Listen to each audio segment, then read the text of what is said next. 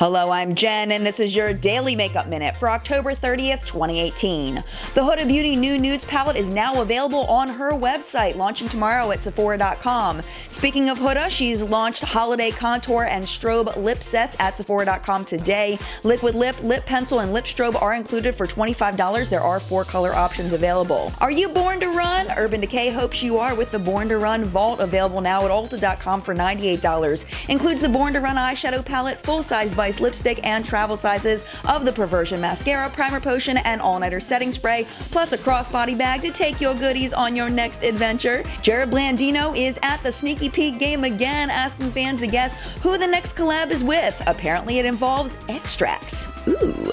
And finally, the Christian Louboutin Gold Mania collection is on pre-order at Saks. Eye color and nail color are $50 each, mascara is $70, and the lip lacquer is $85. That's it for now. We'll see you here same time tomorrow. Look for Makeup Minute Extras on my Instagram. And don't forget our full-length weekly newscast, What's Up in Makeup, every Sunday morning on YouTube.